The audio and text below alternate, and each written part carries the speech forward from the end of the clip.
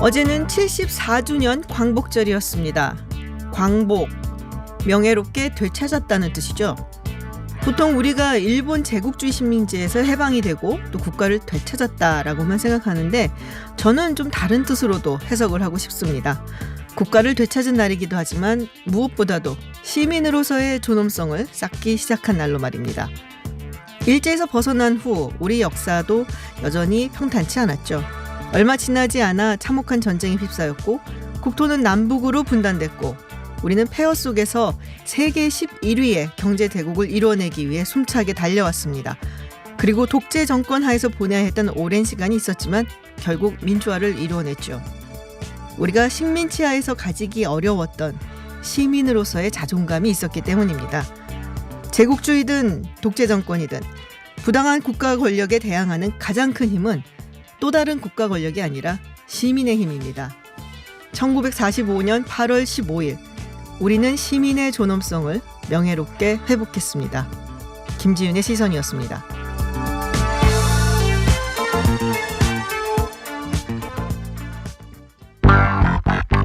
갓 잡아 올린 싱싱한 뉴스를 깊이 있게 전해드리는 뉴스 강태공. 네, 첫 코너입니다. 뉴스 강태공. 오늘은 아주경제 김도윤 기자와 함께합니다. 안녕하세요. 안녕하세요. 네, 그리고 색다른 시선 김지윤입니다는 보이는 라디오로도 함께하실 수 있습니다. 유튜브에서 TBS FM으로 검색하시면 보실 수 있습니다. 네, 오늘 첫 소식 어떤 뉴스 가지고 오셨어요? 예, 오늘 아침에 북한이 강원도 통천 일대에서 네. 이제 단거리 탄도미사일을 2발 발사했잖아요. 네네. 예, 그 소식을 준비를 했는데요. 이제 통천은 이제 군사 분계선에서 이제 북방으로 약 50km 떨어진 이제 북한에선 최남단 지역입니다. 네. 이제 북한이 대남 위협 수위를 점점 더 올려가고 있다는 분석이 나옵니다. 그 지난 6일에는 서해 최남단 지역인 황해남도 과일에서 네. 내륙을 가로질러서 동해상으로 또 발사체를 2발 발사했는데요. 이제 지형적 조건에 관계없이 어디서든 미사일을 발사할 수 있다는 점을 좀 과시하려는 게 아닌가 이게 그렇게 또 보고 약간 있습니다. 좀 신형 미사일이죠. 지난번에도 계속 지금 나오는 얘기가 예. 새로 이제 약간 현대화, 군 현대화를 시키면서 좀 미사일 분정도 좀 약간 개량시킨 좀 네. 신형 미사일들을 시험하고 있다는 얘기가 나오고 있어요. 예. 그 지난 10일에 처음 발사한 북한판 이제 에이테킴스 요거를 실험 발사했을 가능성에 무게를 두고 있다고 합니다. 이제 에이테킴스 같은 경우에는 축구장 3-4개 지역을 좀 초토화시킬 수 있다고 하는데요. 그 특히 이 탄도미사일 같은 경우는 사거리가 400km 이상이 돼가지고 남한 전역을 사정권에 두고 있다고 합니다. 네. 그러니까 이제 북한판 이스칸데르로 불리는 네네. 이제 KN-23 그리고 신형 대구경 조종 방사포 등과 같이 이제 신형 무기 3종 세트로 평가받고 있는데 이 무기 체계가 전부 이제 신속 발사가 가능하도록 이제 고체 연료 그리고 그렇죠. 이동식 발사대 이런 네. 것들을 갖추고 있다고 액체 연료가 합니다. 좀 오래 걸리거든요. 발사하는데 고체 연료. 그러니까 약간 좀 자기네들이 굉장히 개발을 많이 했다는 얘기인데 네. 이게 지금 뭐 연합훈련 때문에 한미 연합훈련 때문에 뭐 그런다라는 얘기도 있고 해석은 뭐 여러 가지가 나오고는 있어요. 예. 네, 연합훈련이 얼마 남진 않았죠. 그렇습니다. 이제 지난 11일부터 시작돼 갖고 이제 20일까지 진행이 되는데요. 여기에 대한 시의성으로 보는 관점들이 많은데 이제 뭐 최근 3주간 특히 뭐 6번이나 발사했지 않습니까? 올해 들어선 8번째거든요. 맞아요. 네. 예, 그렇기 때문에 좀 시의성이지 않나. 그리고 또 일각에서는 그 통천이랑 과일 일대에서 미사일을 발사한 걸 두고 이제 9.19 군사합의 위반이다. 네네. 이 지역들이 해상 적대 행위 금지 구역 아래쪽이라는 건데요. 근데 군 당국자는 이에 대해서 그 위반은 아니다 이렇게 발표했습니다. 지금 좀 갑갑하긴 해요. 네. 좀 이렇게 야속하기도 하고 그렇습니다. 그리고 문재인 대통령이 어제 이제 8.15 경축사 있었는데 그것에 대해서도 상당히 세게 네. 강경하게 비판하는 성명을 또 냈어요. 예, 굉장히 좀 원색적인 비판들을 내놨는데 뭐 일단은 뭐 대화를 강조했을 때 남조선 당국자들과 더 이상 할 말도 없으며 다시 마주 앉을 생각도 없다. 그리고 이 국면이 지나고 나면은 뭐 저절로 대화 국면이 찾아오리라고 망상하면서 뭐 앞으로 찾아올 북미 대화, 조미 대화에서 어부지리를 얻어보려고 기웃거리고 있지만 부실한 미련은 접는 게 나을 것이다. 이렇게 얘기를 했습니다. 글쎄 뭐 문재인 대통령에 대해서 그 네. 남조선 당국자라고. 예, 뭐 문재인 대통령 이런 표현을 쓰진 않고 네. 남조선 당국자라고 이렇게 칭했는데 참 아래 사람들이 써준 것을 그대로 졸졸 내리읽는 남조선 당국자가 웃기는 사람. 그리고 정말 보기 드물게 뻔뻔한 사람 막 굉장히 네. 강경한 표현을 썼습니다. 청와대도 좀 불편해하는 것 같아요 이번에는. 네, 그래서 NSC를 네. 좀 바로 열었지 않습니까? 네. 원래 좀 그래서 이제 입장문이 나왔는데요. 이제 적대행위 중단 촉구하고 그리고 이제 한미 정보 당국 간 이제 긴밀한 공조를 통해서 이 재원에 대해서 분석을 해나가기로 했습니다. 그렇군요. 예, 알겠습니다. 뭐 이게 근데 뭐 대내용에는 보도를 하지 않았다는 얘기가 들리는 거 보니까 분명히 이제 우리 들으라고 한 예, 그렇죠. 성명임에는 틀림이 없어 보이는데 왜 자꾸 이렇게 자극적인 성명을 내는지 뭐 이 부분에 대해서는 또 해석이 좀 분분하기는 합니다. 알겠습니다. 뭐 다음 소식 들어가 보도록 하죠. 지금 정부가 5개월째 경기 부진 판단을 내렸어요. 이게 최장 기간인 거죠? 네, 그렇습니다. 네. 좀 연이어 좀 어두운 소식인데요. 그러게요. 예. 이제 기획재정부에서 16일 그린북 최근 경제 동향 그린북을 발간을 했는데요. 이제 경제 흐름에 대한 우리 정부의 인식을 좀 공식적으로 보여주는 책입니다. 여기서 8월호에서 2분기 우리 경제는 생산이 완만하게 증가하였으나 수출 및 투자의 부진한 흐름이 지속되고 있다 이렇게 진단했습니다. 2005년 3월부터 발간이 됐는데요.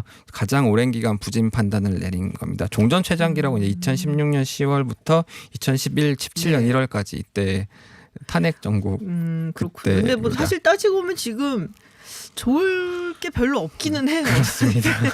지금 뭐 우리만 안 좋은 게 아니라 물론 네. 이제 미국 같은 경우는 증시가 왔다 갔다 하긴 하지만 꽤 좋았고 네. 근데 한국 같은 경우는 미중 무역 갈등의 이제 여파도 네. 있고 지금 뭐 일본의 수출 규제도 있고 여러 가지 네. 외부에서 오는 쇼크도 굉장히 네. 많고 내부적으로도 별로 좋지는 않죠. 제조업도 약간 둔화된 거고 많이. 말씀하신 그대로 지금 거기서도 이제 그 진단을 했습니다. 뭐 글로벌 제조업 경기 등 세계 경제 둔화세, 그다음에 반도체 업계의 이제 불황, 네. 그리고 일본 정부의 수출 규제 조치에 더불어 미중 무역 갈등 심화 등 불확실성이 증대되고 있다. 그래서 이제 생산 소비 수출이 모두 부진한 흐름을 보이고 있다고 합니다. 관공업도 줄어들고 서비스업도 줄어들고 막 네, 관공업은 조금 0.2% 증가했는데 서비스업은 1.0% 감소했습니다. 정정하겠습니다. 그렇군요. 네. 정부는 그래서 뭐 어떻게 하겠다고 지금 원론적인 대응 내놨습니다. 네. 그 리스크 관리에 만전을 기하면서 추경 등 재정 집행을 가속화하고 가용한 모든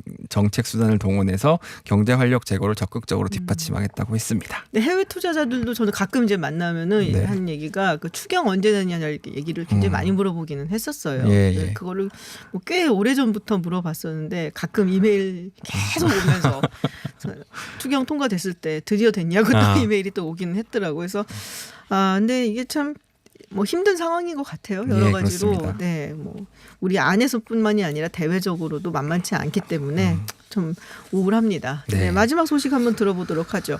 방사선 피폭 사고가 있었다는 얘기가 예, 있어요. 그 원자력 안전위원회가 네. 그 방사선 발생 장치 사용 신고 기관인 서울 반도체라는 업체에 대해서 이제 조사를 진행하고 있다고 네네. 밝혔습니다. 이 서울 반도체 용역업체 6명이 원자력 의학원에서 진료를 받으면서 방사선 피폭 사고를 인지했다고 합니다. 그래서 원안위는 여기에 대한 즉시 방사선 네. 작업을 중지시키고 원자력 의학원을 통해서 이제 검사 및 치료, 추적 관찰을 하고 있다고 말했습니다. 어떤 증상이 지금 있는 건가요? 6명이 의심인데요. 6명? 지금 그중에 4명은 증상이 나타나고 있지 네. 않는데 2명의 손가락에서 그 홍반, 그리고 통증, 열감 등 국부 피폭에 의한 증상이 확인됐습니다. 그래서 현재 염색체 이상 검사 등 정밀 검사를 받고 있다고 합니다. 그 원인이 뭔가요? 이게 다르게 굉장히 좀 위험한 예. 물질이라 갖고 다룰 때 항상 이렇게 좀 안전에 네. 정말 만전을 다 기해야 되는 거는 그쵸. 알고는 있거든요. 그 반도체 결항 검사용 X선 발생 네. 장치라는 게 있답니다. 근데 연동 장치를 임의로 해제하고 하는 과정에서 직원들이 방사선이 방출되고 있는 과정에서 직원들이 손을 집어넣었다고 해요. 아이고 어쩌다가. 네, 그래서 정확한 발생 시기 자체는 아직 하고 있지 않은데 그래서 그런 것 때문에 좀 발생이 된 것 같고 원안위는 일단 해당 장치에 대해서 사용 정지 조치를 취하고 이제 조사를 마치는 대로 서울 반도체에 대한 행정 처분을 결정할 예정입니다. 이게 사실 굉장히 유용하고 이 반도체가 우리가 뭐 4차 산업혁명이라든지 예. 뭐 정말로 안 쓰인 데가 이제는 없거든요. 그렇습니다. 사실 뭐 컴퓨터라든지 핸드폰, 뭐 휴대폰 이런 데만 생각을 하지만 굉장히 많은 데 들어가고 있고 뭐 무기에도 사실 들어가고 그래서 굉장히 중요한 거긴 한데 그만큼 또 위험해서 예. 항상 이제 다루는데 만전을 기해야 되는데 정말 안타깝네요. 산재 처리라도 좀 제대로 돼야 될 텐데요, 이분들. 그러게 말입니다. 근데 또 용역 업체더라고요. 좀 지켜봐야 될 것 답답하냐, 같습니다. 진짜 저는 그런 분들을 좀 만나본 적이 있거든요. 아. 네, 그래서 그 한 분은 제가 뵀던 분 중에 한 분은 실명이 되셨어요. 아, 네, 근데 정말 젊은 분인데 너무 안타까웠고, 그거를 뭐 되돌릴 수는 없다라고 하더라도 산재 처리라도 확실하게 해서 그분들이 정말 도움을 받을 수 있도록 경제적으로 그런 이제 압박을 느끼지 않고 도움이라도 제대로 받을 수 있도록 잘 처리됐으면 좋겠습니다. 아유, 안타깝네요. 알겠습니다. 네, 지금까지 뉴스 강태공 김도영 기자였습니다. 감사합니다. 감사합니다. 네, 색다른 인터뷰 시간입니다. 범죄인 인도 법안 일명 송환법을 놓고 홍콩에서 대규모 시위가 촉발된 지 벌써 2개월이 지났는데요. 최근에는 시위대가 홍콩 국제공항을 점거하면서 무려 979편의 항공편이 취소가 되는 등 좀 큰 소동이 있었습니다.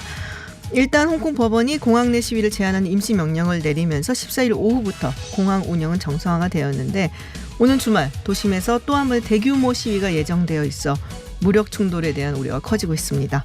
홍콩 현지 연결해서 자세한 상황 알아보도록 하겠습니다. 홍콩에 계시는 박완기 홍콩 법정 변호사 나와 계신가요? 안녕하세요. 네, 안녕하세요. 네, 안녕하세요. 지난 10일, 13일 시위대가 홍콩 국제공항 점거 당시에 변호사님도 공항에 계셨다고요? 예, 맞습니다.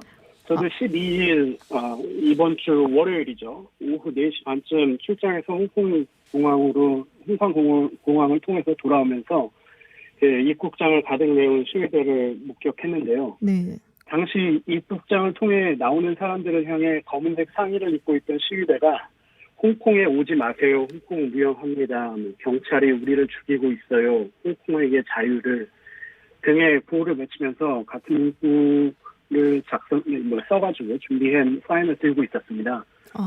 너무 많은 사람들이 함정된 구역에서 인터넷 전화를 연결하려고 하니까 연결도 쉽지 않은 상황이었고요. 그리고 그렇구나. 경찰이 6시부터 진압한다는 소식을 듣고 해산하려고 하는 시위대하고 또 관광객들, 공항에 있었던 관광객들이 한테 엉켜가지고 시내로 들어가는 공항 열차가 상당히 혼잡했었습니다. 그렇군요. 사실 그 뉴스가 나왔을 때 많은 분들이 굉장히 걱정을 하셨어요. 홍콩 이게 고립되는 것이 아니냐, 무슨 일이 있는 것이 아니냐, 혹시 중국에서 이미 무슨 조치를 하려고 준비를 하는 것이 아니냐 했는데 이게 사실 시위대가 점거를 했었던 거잖아요. 예, 맞습니다. 네, 근데 홍콩 법원이 일단 공항 내 시위를 제한하는 명령을 내렸습니다. 이에 대한 반응이 시민들 반응하고 또 정치권의 반응하고 상당히 다르죠. 예, 13일 공항 시위 당시 중국 본토인 남성 2명을 중국에서 보낸 사복 경찰이라고 하면서 소지품을 뒤지고 폭행을 하고 거의 취조하는 수준까지의 사건이 벌어졌는데요. 네. 두 남성 중 한 명은 나중에 이제 밝혀진 걸로는 황구15 기자로 알려졌고요. 네네. 그리고 14일에는 유엔 인권 고등 탐무관 사무소 대변인이 시위대의 폭력적인 시위 양상하고 그리고 홍콩 경찰의 무력 진압에 대해서 공식적으로 큰 우려를 표시를 하는 모습을 보여가지고 네. 시위대의 폭력적인 모습에 대한 질책이 지금 이어지고 있고요. 홍콩 안에서도 그리고 네. 외부에서도 물론 그렇고 이런 분위기 때문인지 모르겠는데 이제 폭행에 대한 직접적인 사과는 없었지만 홍콩 시위대가 국제공항을 점거해서 그 이틀 동안 마비시킨 거에 대해서는 온라인 성명을 통해 가지고 공식적인 사과를 지금 한 상태입니다. 네. 그리고 이제 정치권에서는 친중파 입법회 의원들, 우리나라로 치면 국회의원이죠. 강력하게 항의를 하고 있고요. 그리고 민주파 의원들은 시위대를 적극적으로 지지하지만 이런 과격 시위는 도움이 되지 않는다라는 입장을 내놓고 있습니다. 네. 어떻게 보면 시위대가 좀 공항을 전략적으로 선택을 했던 게 아닌가라는 생각도 조금 드는데, 근데 사실 이게 이제 촉발이 된 송환법.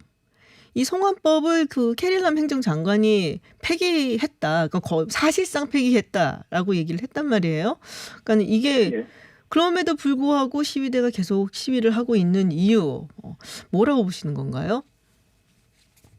시위대는 지금 완전 철회를 요구를 하고 있는 거거든요. 송화법의 네. 경우. 그리고 캐리 램 행정장관은 사실상 폐기 선언을 한 걸로 계속 그렇게 표현을 하고 있고요. 그리고 지금 이 상황에서 다음 입법회 회기에라도 이 개정안을 통과를 시키겠다고 하면은 그때 있을 후폭풍을 홍콩 정부가 아마 감당하지 못할 겁니다. 네네. 그래서 사실상은 폐기된 거라고 봐야 되는데, 근데 이제 시위대 입장에서는 그 폐기 요청 이후에 계속된 그 시위에서 이제 체포된 시위대들이 있고 한데, 그 시위대들의 전면적인 석방을 지금 요청을 하고 있고, 또 네. 캐리 램 장관의 퇴진을 요구하고 있고요. 네. 이게 이제 너무 커지게 되면은 사실 중국도 굉장히 예의주시하고 있고 타이완도 굉장히 주시를 하고 있거든요.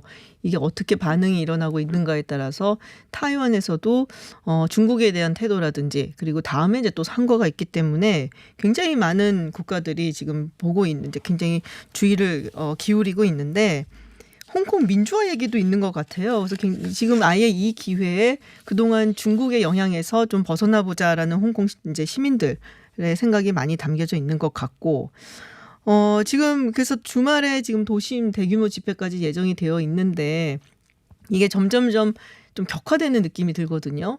이러다가 예. 희생자라도 나오거나 그러면 굉장히 걱정스러운 상황이 된 것 같은데 어떻게 지금 뭐 홍콩에서 들리는 소식은 어떻습니까? 이번 주말 시위 같은 경우는 시위대에서 시위 신청을 했고요. 근데 경찰에서는 부분적으로만 허락을 한 상태입니다. 아, 네. 홍콩 중심지인 코즈웨이 베이에 위치한 빅토리아 공원에 보통 모여가지고 시위를 시작을 하고 거기서부터 가두시를 이제 센트럴까지 쭉 진행을 하는 식으로 지금까지 대규모 시위를 진행을 했거든요. 네네. 근데 이번에는 그 빅토리아 공원 안에서만 시위를 할 수 있도록 허락을 하고 가두시 하는 것은 경찰에서 허락을 하지 않은 상태입니다. 경찰이 그 이유를 들은 거는 시위가 과열되고 있고 말씀하신 대로 과격해지고 있는 네. 평화적인 가두 시위가 가능하지 않다라고 판단을 했다라고 하면서 그 이유로 됐고요. 그래서 지난 두 번의 큰 100만하고 200만이 나왔다고 하는 시위 때처럼 대규모의 시민들이 나와서 시위를 할지는 사실 잘 모르겠습니다. 그렇게는 가능하지 않을 것 같아요. 그럼 지난번에 우리가 봤었던 그 100만, 200만 홍콩 시민이 나왔던 시위처럼 아주 대규모로 진행될 것 같지는 않다라는 말씀이시군요. 예.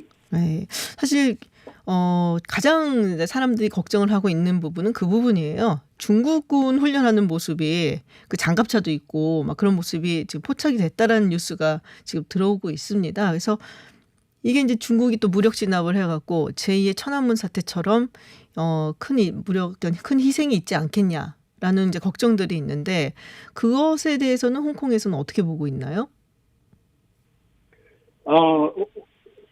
그 중국의 군부대가 홍콩에 들어와서 시위를 진압한다는 것 자체는 법적으로는 가능한 시나리오입니다. 홍콩의 네. 행정장관의 결정으로 계엄을 선포하고 중국 군부대 지원 요청을 할 수는 있지만 네네. 지금 상황에서 계엄을 선포하고 중국 군부대가 홍콩에 들어올 가능성은 크지 않아 보이고요. 네. 그리고 어제 홍콩 정부 부처에서 각종 사회 보조 지원 정책안을 발표를 했거든요. 이 정책안에 보면은 각종 세금 감면도 포함되어 있는데 홍콩 시민 전부 특히 이제 저소득층에 대한 네. 그리고 기업 전체를 대상으로 한 엄청난 지원안입니다. 홍콩 정부는 매년 흑자를 기록하고 있는데 시위대하고 홍콩 시민들에게 상당히 크고 많은 당근을 주겠다고 하는 것으로 보입니다. 아직 이런 정책안이 어떻게 받아들여질지는 조금 두고 봐야 되는 상황이고요. 네. 홍콩 시민들은 특히 이제 시위대는 자유와 보통 선거권을 달라고 하는데 경제적인 보조를 해주겠다고 하는 이 홍콩 정부에 대해서 시민들이 어떻게 반응할지 저도 사실 지금 궁금합니다. 이 법적으로는 가능하지만 실제로 그렇게 할 가능성 조금 낮아 보인다라는 말씀이셨고 지금 사실 홍콩이 굉장히 국제적으로 사업을 많이 하고 또 금융권도 거기에 있고 해서 외국의 영향을 많이 받잖아요. 그러니까 아마도 이게 이제 너무 지나치게 가게 되면은 홍콩 정부 입장에서도 그렇고 홍콩 시민 입장에서도 그렇고 경제적으로 안 좋아질 테니까 아주 극한 상황까지는 가지 않을 것 같다. 그리고 그걸 방지하려고 한다라는 말씀이신 것 같아요. 예, 맞습니다. 그리고 중국에서도 그 부분에 있어가지고 충분히 인지를 하고 있고요. 네. 그리고 아무래도 뭐 여러 가지로 성명은 발표를 하고 있지만 국제사회의 시선을 완전히 무시할 수는 없는 상태인 것 같습니다. 네. 지금 이제 국제사회 말씀을 하셔서 그런데 영국하고 미국하고 지금 뭐 비판의 목소리가 나오고 있거든요. 근데 물론 이제 중국에서 내정 간섭을 분명히 이야기를 하겠지만 어떻게 보십니까? 지금 트럼프 대통령 같은 경우 이런 트윗도 올리기는 했어요. 시진핑 국가주석이 홍콩 시위대와 직접 만나 사태를 해결하라라고 이야기를 하는데 중국 측에서는 상당히 좀 기분 나쁘다는 식으로 반응을 하고 있죠. 사실 뭐 시진핑 국가주석이 홍콩에 와가지고 시위대하고 만나는 거는 네. 현실적으로 완전히 불가능하고요. 네네. 네, 그리고 홍콩 중국에서는 말씀하신 대로 연일 최고 승리 경고를 보내고 있습니다. 네. 류샤오민 그 주영국 대사가 15일 현지 시간으로 15일 가진 기자간담회에서 해외 세력은 홍콩 문제에 대한 개입을 중단해야 한다라고 지금 얘기를 하고 있고 폭력 행위를 공모해서는 안 된다라고 그리고 내정 간섭을 하지 말라라고 네. 얘기를 하고 있고요. 그리고 더 나아가서 상황을 오판해서 잘못된 길을 가게 되면 그들 자신의 발등을 찍을 것이라고 하는 경고까지 굉장히 강력한 경고죠. 하고 있습니다. 아, 그렇군요. 뭐 그렇게 나올 거라고 생각은 했었지만 중국 입장에서 상당히 강경하게 뭐 내정 간섭이 하지 말라라는 식으로 이야기를 하고 있군요. 네, 이번 주말 굉장히 뭐 대규모 시위가 있을 거라고 하는데 변호사님 말씀처럼 큰 무력 충돌 없이 잘 끝났으면 좋겠다라는 생각입니다. 변호사님 조심하시고요. 네. 네. 네, 다음에 감사합니다. 또 저희가 또 홍콩 소식 필요할 때 또 연락드리겠습니다. 고맙습니다. 예, 알겠습니다. 감사합니다. 네, 지금까지 박완기 홍콩 법정 변호사와 얘기 나눠봤습니다. 네, 구석구석 찾아가서 전해드리는 테두리 뉴스 차윤주 기자와 함께합니다. 안녕하세요. 네, 안녕하세요. 네. 저희 색다른 시선에서 여러분의 다양한 의견도 기다리고 있습니다. 50원의 유료 문자 샵 0951 그리고 TBS 앱 카카오톡으로 보내주시면 됩니다. 네, 차윤주 기자님 오늘 첫 번째 소식 뭘 갖고 오셨나요? 네, 오늘 하루 종일 실검에 오른 사건인데요. 네. 제주도 카니발 사건으로 시작하겠습니다. 카니발 이게 차종 이름이 저 그거 봤어요. 네, 동영상. 맞습니다. 네네. 굉장히 좀 끔찍한 사건인데요. 네. 난폭 운전에 항의하는 시민을 무차별로 폭행하는 영상이 유튜브를 통해서 지난 13일 네. 공개가 됐고요. 이 네네. 국민들의 공분을 사고 있습니다. 사건 자체는 지난달 4일 일어났는데요. 이 제주도 조천읍 한 도로에서 카니발이 아반떼 앞으로 이른바 칼치기를 합니다. 칼치기? 급하게 끼어드는 걸 얘기하는 예. 은어인데요. 네, 근데 거기 아내와 아이들을 태우고 이제 아버지가 달리고 있었는데 네. 이 차주가 놀라서 경적을 울리면서 이제 네네. 카니발 차주한테 항의를 하는데요. 곧 지나지 않아서 신호가 걸려서 차들이 서요. 그랬더니 이 카니발 차주가 내려서 들고 있던 이 뚜껑이 열린 페트병을 던지고 그리고 욕을 하면서 주먹을 휘두릅니다. 그때 옆 좌석엔 아내가 타 있었고 뒤에서는 이제 두 아들이 있었거든요. 애들도 있는데. 네, 5살, 8살이라고 네. 하고요. 현재 지금 참. 충격을 크게 받아서 심리 치료를 받고 있고 네. 아내도 정신과 치료를 받고 있다고 합니다.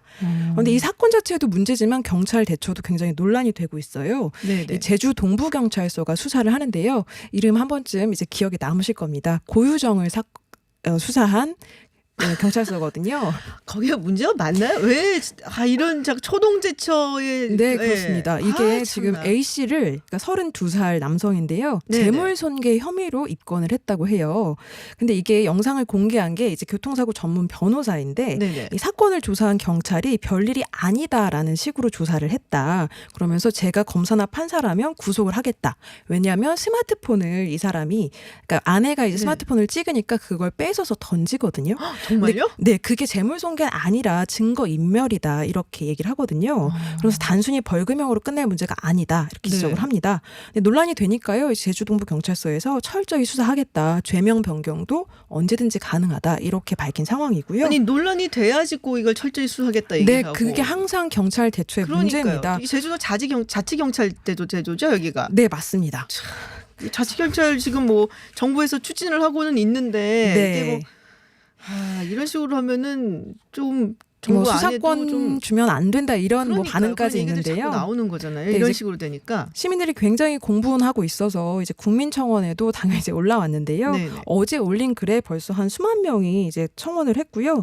뭐 제주 경찰은 대수롭게 생각하지 않는 것 같다. 혹시 유착 관계는 없는지, 뭐 수사 절차상의 문제가 없는지 봐야 한다. 이렇게 글이 올라왔고요.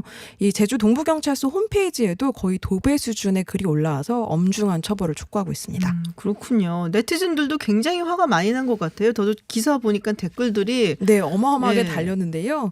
뭐 그 피의자를 지칭해서 저놈도 제주 유지의 아들 아니냐 이렇게 이제 고유정을 빗대서 그렇죠. 네, 그 지적한 사람들도 있었고요. 그리고 초범이라고 벌금형이 끝나는 거 아니냐. 그러니까 법원에 대한 불신.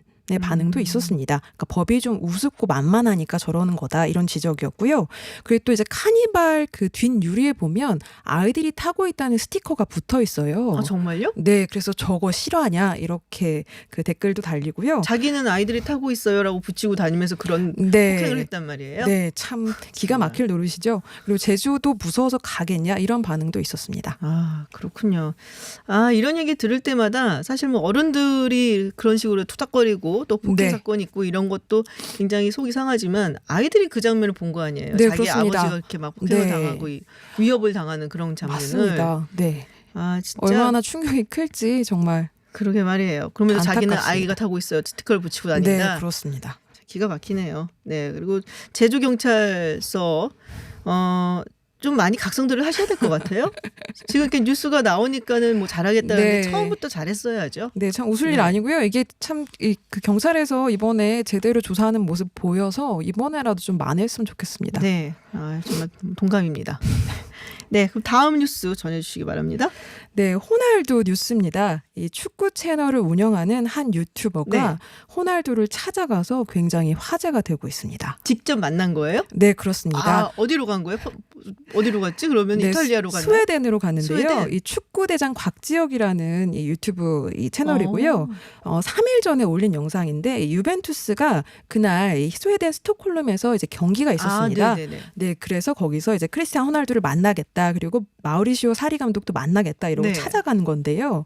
이 곽 씨가 한국 팬클럽인 뭐 호날두 팬클럽인 호사모의 전 회장이었다고 해요. 진짜 좋아하시는 분이구나. 네, 진짜 그러니까. 좋아했는데 네. 너무 실망이 크니까 항의성으로 찾아간 거죠. 아. 그래서 이제 유벤투스 선수단이 이제 숙박하는 호텔을 알아내서 거길 가서 이제 진짜 만나는데요. 호날두가 가니까 어린 팬들한테 뭐 사인을 해주면서 팬 서비스를 하고 있었어요. 거기서 참 잘하네 팬 서비스도. 네, 우리나라와는 너무나 다른 팬 서비스를 보여주고 있었습니다. 네네. 심지어 팬들이 막 눈물을 흘리기도 하더라고요. 너무 다정하게 대해주니까. 그래서 곽 씨가 호날두를 향해서 소리를 쳐요. 왜 한국에서는 경기에서 뛰지 않았냐 이렇게 크게 소리를 치거든요. 영어로 말을 네, 한 그렇습니다. 거죠. 네네. 그랬더니 호날두가 바로 이제 외면을 하고 거기 도망치듯이 자리를 피하는데요. 그러니까 곽 씨가 이제 곧 그 사리 감독을 찾아가는데요. 네네. 이 노쇼 논란 당시에 사리 감독이 그런 말을 했습니다. 비행기 값을 줄 테니 호날두가 뛰는 모습을 보고 싶으면 와라. 그래서 굉장히 네, 저도 논란이 기억나요. 그 됐었잖아요. 인터뷰할 때 한 기자분이 이렇게 물어보니까는 그렇게 대답을 했었던 기억이 저도 네, 납니다. 맞습니다. 저희 팬들을 더 네. 화나게 한 말이었는데요. 이 곽 씨가 버스에서 내리는 사리 감독을 향해서 내가 티켓 값을 받으러 왔다. 나 한국에서 왔다. 이렇게 하면서 소리를 지르면서 종이를 막 흔들거든요. 네.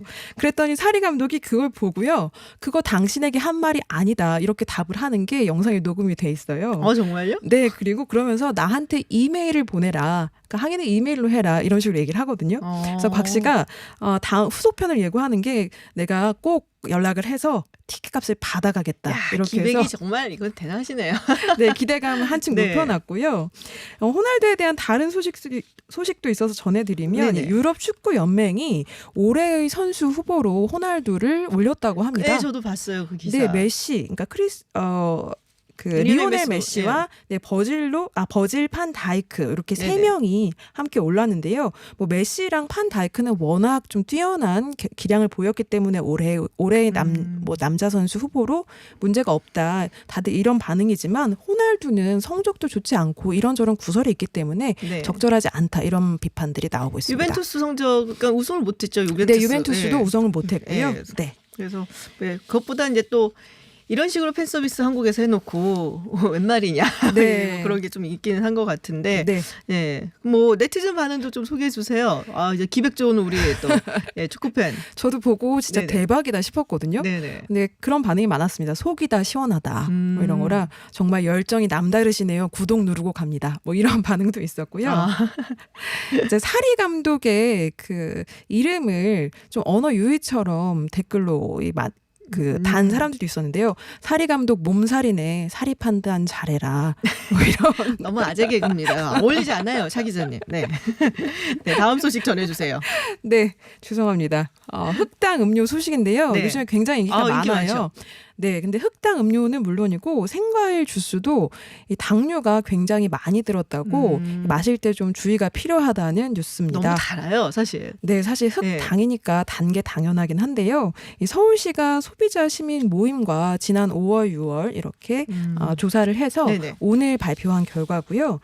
9개 브랜드 105개 제품을 수거해서 검사를 했다고 하는데 한 컵 평균 당류 함량이 그 1일 기준치의 절반 정도 된다고 합니다. 그러니까 한 컵을 마시면 그날 먹어야 하는 당의 절반은 먹는다는 얘긴데요. 맞네요. 네, 두 잔 먹으면 이제 더 설탕 같은 거 먹으면 안 되는 거고요. 그렇군요. 네, 이게 흑당 음료 한 컵의 평균 당류 함량이 1일 기준치의 42% 정도 된다고 하고요. 근데 최근 흑당이 이제 뭐 마케팅을 하는 게 가공을 거치지 않은 건강한 단맛이다. 네네. 또 자연의 단맛이다. 그러면서 이제 좀 유행을 하고 있거든요. 그래도 당은 많다. 그게 이제 결론이군요. 네, 이제 각설탕으로 치면 한 컵, 그러니까 네네. 기본 사이즈 한 컵에 한 14개 정도 들어간 거라고 하고요. 오, 진짜 많이 들어갔네요. 네, 이 생과일 주스도 주스니까 뭐 당이 많겠어 하잖아요. 아니에요. 생과일 주스 거기 당 많아요. 네, 한 평균 하루 기준치 한 31% 정도가 들어있다고 합니다. 네. 이 많이 드시는 딸기, 바나나 주스 여기에 제일 많이 들어있고요. 뭐 오렌지, 자몽, 수박 뭐 이런 순이라고 하는데요.